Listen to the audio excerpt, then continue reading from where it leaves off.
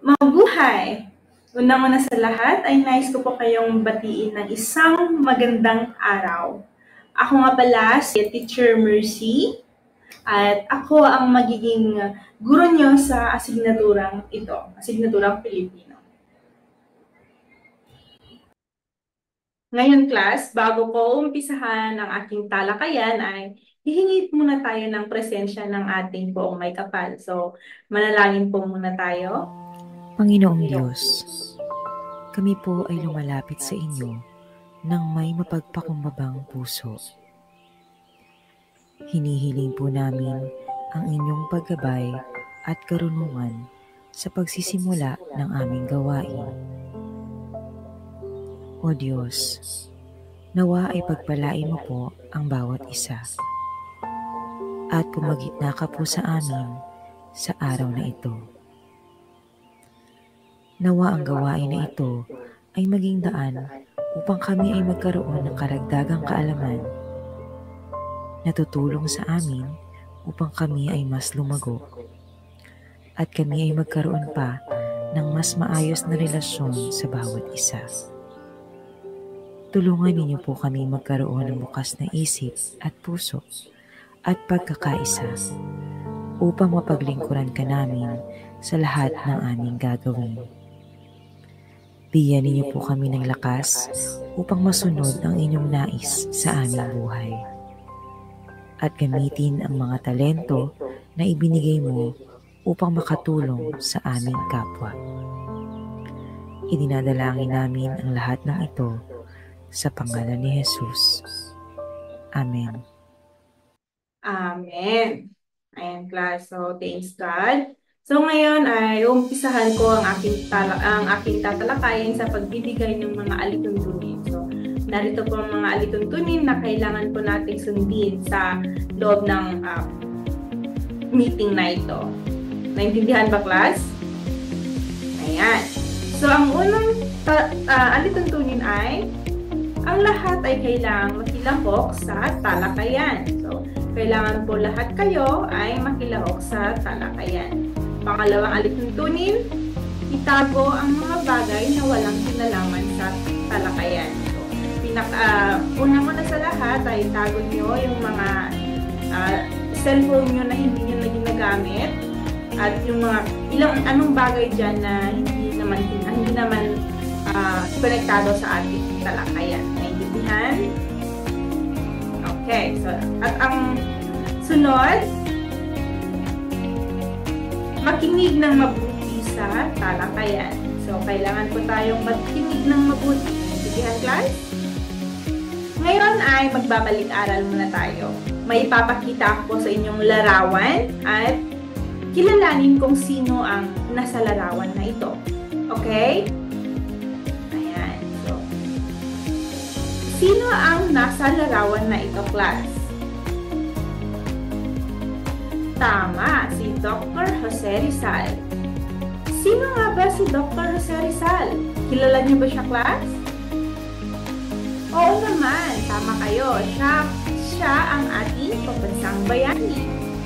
Matanong ko kayo, bakit nga ba naging pambansang bayani si Dr. Jose Rizal? Sinong may gustong sumagot? Tama! Naging bayani si Dr. Jose Rizal dahil nilabanan niya ang mga dayuhan o mga mananakop sa ating bansa noong unang panahon. Ngayon, class, paano nga ba lumaban si Dr. Jose Rizal sa mga dayuhan? Sa pakipagbubugan ba o pakipagbarilan? Tama! Lumaban si Dr. Jose Rizal sa pamamagitan ng pagsusulat. Tama. Mahusay, class. Ngayon naman, dahil sa kanyang pagsusulat ay naging tanyag siya. Naging kilala siya. At may dalawang nobela, may dalawa siyang akdang nobela na hanggang ngayon ay inaaral pa rin natin. Sino ang makapagbibigay, class? Ayan, tama. Ito ay ang Noli Me Tangere at El Filius Telismo. Mahusay, class. Ngayon naman ay maglalaro tayo. So, gusto niyo bang maglaro? Ayan. So, sige, maglalaro tayo at ang lalaroin natin ay Guess the Word. So, huhulaan nyo kung ano ang salitang nakakapaloob sa mga salitang ito. May mga halimbawa akong ginawa dito. Unang halimbawa, ito. Ano ang litratong nasa harapan? Ito ay isa? Pan. Tama. Pangalawa, ano tong litratong ito? Sa Ingles, me. Mahusay. Pangatlong litrato? T. Pang-apat na litrato? Can. So, pan, ni, can. Sa apat na salitang iyan ay anong Tagalog o Filipino salita ang mabubuo mo? Tama.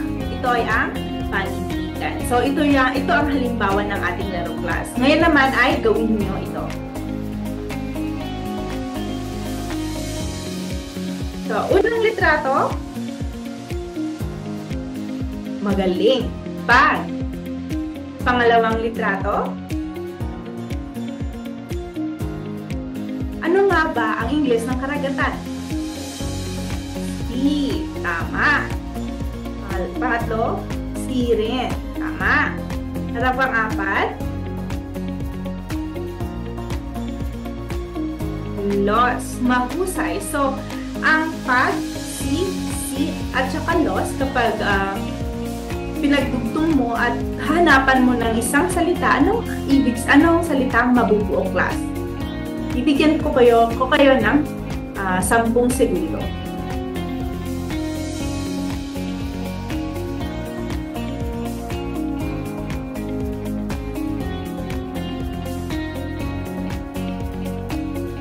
Tama! Ang salitang nabuo ay ang pagseselos.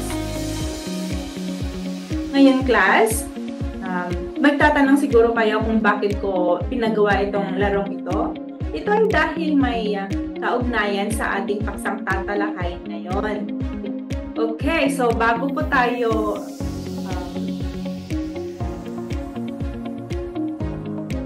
natin umpisahan ang ating tatalakayin ay palawakin muna natin ang ating mga talasalitaan. So, narito ang panuto. Ibigay ang kahulugan ng bawat sumusunod. Pagkatapos ay gamitin ito sa pangungusap. Una, ang salitang talaan. Ano ang kahulugan nito, class? Tutol, listahan, o markahan?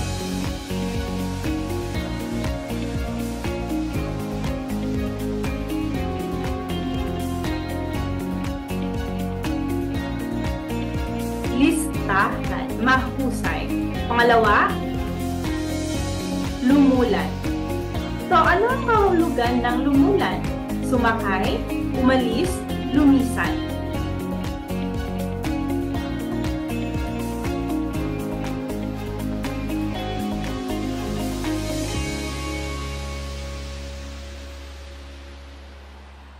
Sumakay. Napakagaling, class. Sunod, ninasa. Nag-alala, hinasa, ginusto.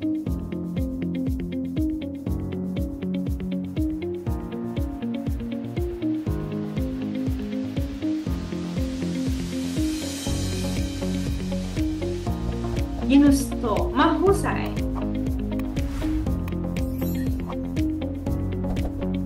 At ang panghuli, nangingilag. Anong ibig sabihin ng nangingilag? Naduduwag, gusto, o umiiwas?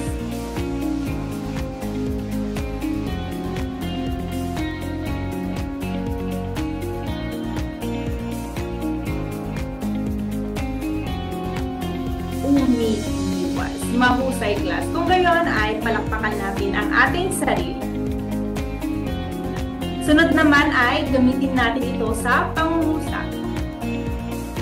Sino ang gustong gumamit ng pangungusap? Una, talaan.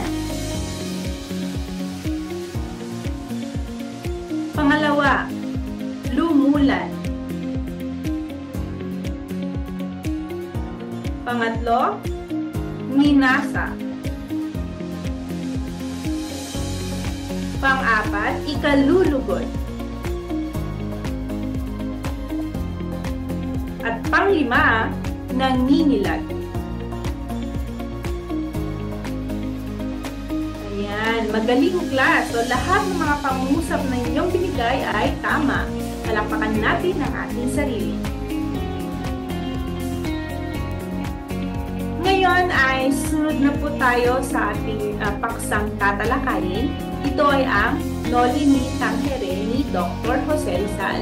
Kaya ko natanong si Dr. Jose Rizal kanina ay dahil tatalakayin natin ang isa sa kaniyang obra. Hindi buong kabanata class kasi napakadami nun. Ngunit isang kabanata lang ito. At ang kabanatang ito ay ang Kabanata 48, ang Talinhaga. Ngayon ay makinig din mabuti dahil pagkatapos nito ay may mga katanungan akong ihinihanda.